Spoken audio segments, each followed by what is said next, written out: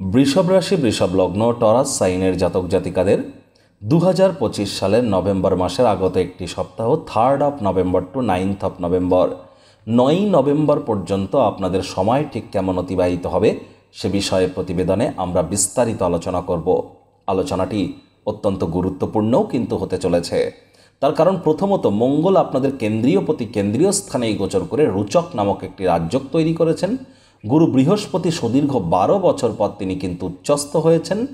আর একই সাথে কিন্তু এ সময় শুক্র আপনাদের রোগঋণ শত্রুভাবের অধিপতি, তিনিও স্বগৃহে গোচর করছেন। আপনাদের রাশির মালিক তিনি। তাহলে স্কিপ না করে পুরোটাই শুনুন যদি ভিডিওটির প্রকৃত মর্মার্থ আপনারা উপলব্ধি করতে চান।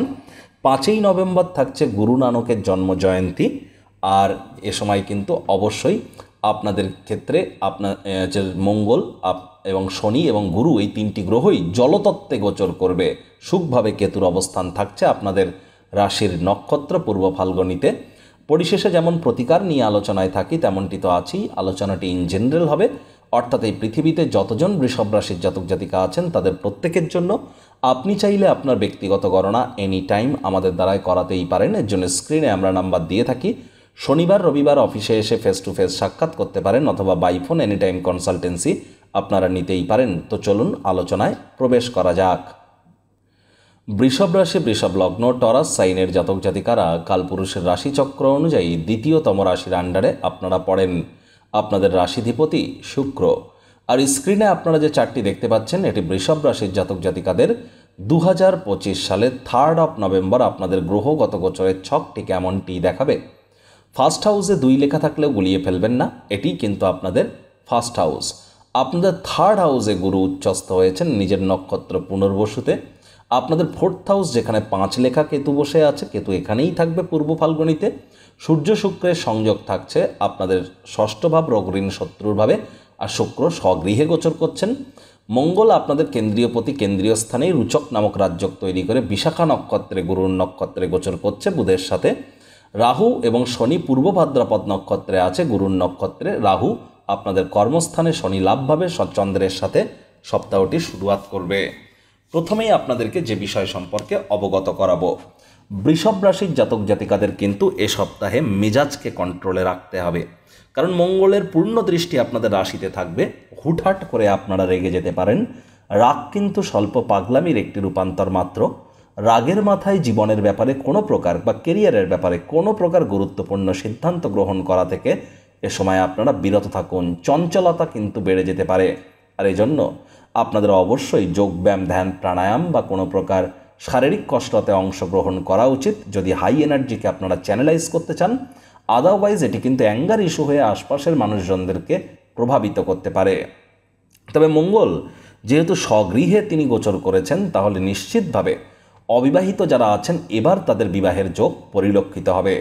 IT sector, real estate, army, police, defence, automobile industry, pharmaceutical industry, sports, networking, marketing, sales বা এই ধরনের জগতে যারা আছেন বা যারা ম্যানুফ্যাকচারিং করছেন বা যারা কোনো প্রকার আর্টিফিশিয়াল ইন্টেলিজেন্সের সাথে যুক্ত আছেন, সিলভার, এগুলির কিন্তু দাম বাড়তে চলেছে এবং এই ধরনের ইন্ডাস্ট্রিতে আপনারা বিনিয়োগ করলেও কিন্তু লাভান্বিত হবেন।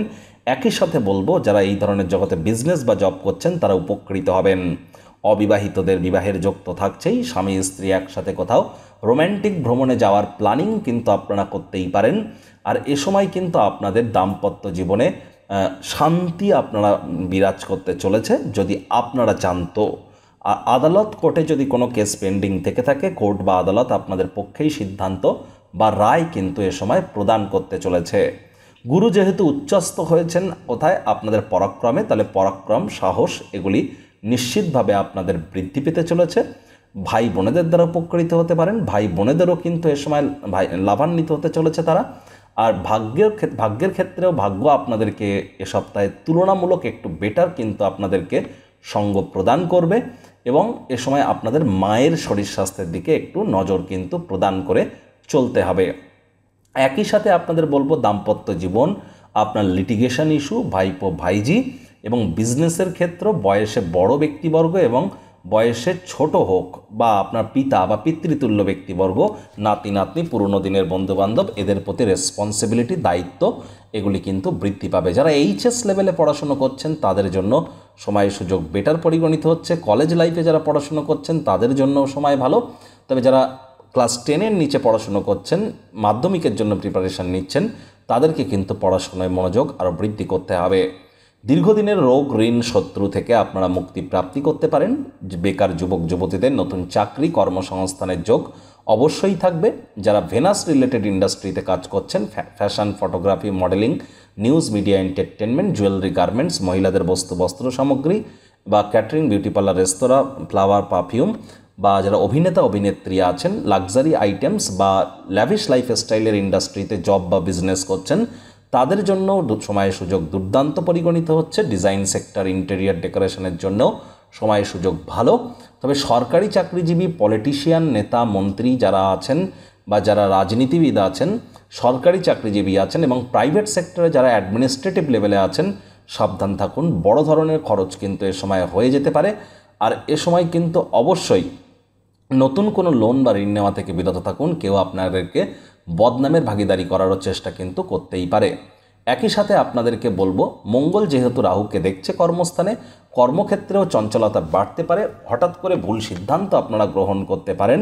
এ সময় কিন্তু কাজের জায়গায়, অফিস স্পেসে আগুন, বিদ্যুৎ, বজ্রপাত, এই তিনটি ক্ষেত্র থেকেই আপনাদেরকে সাবধান থাকতে হবে। আর এ সময় অবশ্যই যারা বিশেষ করে কোনো প্রকার অফবিট কেরিয়ারে যারা আছেন, অফবিট সাধারণ ট্র্যাডিশনাল কেরিয়ারের বাইরে যারা আছেন, আর্টিফিশিয়াল ইন্টেলিজেন্স হতে পারে, এসইও হতে পারে, ডেটা ইন্ডাস্ট্রি হতে পারে, বা যারা কোনো প্রকার আবগারি দপ্তরে কাজ করেন বা এই রিলেটেড কোনো লিকার রিলেটেড কোনো কাজ করেন, লটারি, সাট্টা, জুয়া, গ্যামলিংয়ের ইন্ডাস্ট্রিতে যারা আছেন, আপনাকে লটারি কাটতে বলছি না, এই ইন্ডাস্ট্রিতে যারা কাজ করেন তাদের জন্য কিন্তু তুলনামূলক সময় বেটার পরিগণিত হবে। তবে এ সময় কিন্তু আপনাদের আবারও বলবো, মায়ের শরীর স্বাস্থ্যের দিকে খুব খেয়াল কিন্তু আপনাদেরকে রাখতে হবে। শনিচন্দ্রের বীজযোগ দিয়ে আপনাদের কিন্তু সপ্তাহটি শুরু হবে, বিশেষ করে আপনাদের 11th হাউস থেকে। তাহলে বয়সে বড় কোনো ব্যক্তিবর্গের শরীর স্বাস্থ্যের অবনতি হওয়ার যোগ কিন্তু পরিলক্ষিত হচ্ছে, বিশেষ করে রবিবার, সোমবার এই দুটি দিন এবং মঙ্গলবার দুপুরবেলা পর্যন্ত। তাহলে আপনাদেরকে এই সময় একটু সাবধান থাকতে হবে। এ সময় কিন্তু অবশ্যই কনসিস্টেন্সি মেনটেন করে চলুন, নতুন কোনো প্রজেক্টকে যেন হাতে নেবেন না। আবার মঙ্গলবার বেলা 12:34 চন্দ্র গোচর করে যাবে কোথায়? আপনাদের 12th হাউসে। সেখানেই থাকবে বৃহস্পতিবার সকাল 11:46 পর্যন্ত। চন্দ্র এখানে গোচর করার সাথে সাথেই আধ্যাত্মিক চিন্তন চেতনা আপনাদের বাড়তে পারে। আর এ সময় কিন্তু অবশ্যই আপনাদের ক্ষেত্রে আমরা বলবো খরচের মাত্রাও বেড়ে যেতে পারে। বাজেটকে এ সময় আপনাদেরকে একটু নিয়ন্ত্রণে রাখতে হবে। চন্দ্র আপনাদের রাশিতে গোচর করে যাবে বৃহস্পতিবার সকাল 11:46। সেখানেই থাকবে শনিবার সকাল 11:14 পর্যন্ত। আর মঙ্গল তখন চন্দ্রকে দেখবে, বুধও চন্দ্রকে দেখবে। আর আপনাদের রাশিধিপতি শুক্র স্বগৃহে যেহেতু আছেন, খুব একটি টেনশন নেওয়ার প্রয়োজন নেই। তবে হ্যাঁ, এ সময় আবেগ চঞ্চলতাকে কন্ট্রোলে রাখতে হবে। ছোটোখাটো রোগ শোক দেখা দিলে ইমিডিয়েট চিকিৎসকের পরামর্শ নিন। সেখানে আপনারা অবশ্যই আপনার রিকভারি খুব দ্রুত করতে চলেছেন। চন্দ্র কিন্তু আপনাদের 3rd হাউসে গোচর করে, আপনাদের 2nd হাউসে গোচর করে যাবে পরিবার, বাণী এবং অর্থের ভাবে শনিবার বেলা 11:14, অর্থাৎ সকাল 11:14। সেখানেই থাকবে সোমবার পর্যন্ত।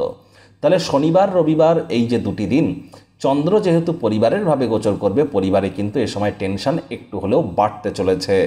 পরিবারে অহেতুক তর্ক বিতর্ক করা থেকে বিরত থাকুন। শব্দ চয়নের দিকে অতিরিক্ত নজর প্রদান করুন। শনিবার রবিবার সোমবার এই 3টি দিনই আপনাদের ক্ষেত্রে আমরা বললাম।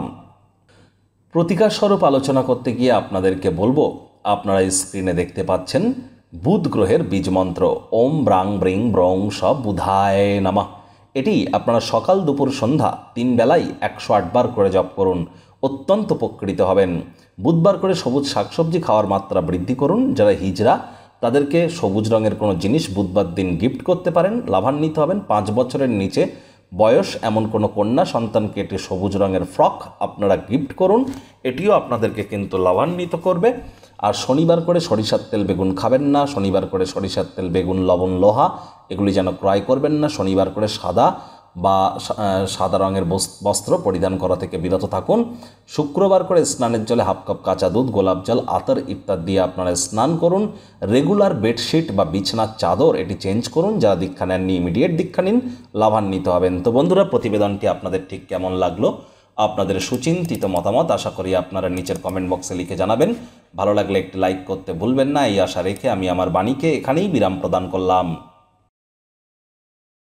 সংসারে অশান্তি, প্রেমে বাধা বা বিবাহে অনিশ্চয়তা, ব্যবসাতে ক্ষতি বা চাকরিতে ডামাডোল, অসুস্থতা, দুঃখ, দারিদ্রতা থেকে কিছুতেই রেহাই মিলছে না, পরীক্ষায় ফেল, তাহলে আর দেরি কেন? জীবনের যাবতীয় সমস্যার সমাধান করব আমরা। বাস্তুশাস্ত্র, সংখ্যাতত্ত্ববিদ্যা, লাল কিতাব, বৈদিক জ্যোতিষশাস্ত্র, কৃষ্ণমূর্তি প্রভৃতি পদ্ধতিতে জন্মছক বিচার করা হয়। প্রয়োজন অনুভব করলে স্ক্রিনে ফ্ল্যাশ হওয়া নম্বরে যোগাযোগ করতেই পারেন।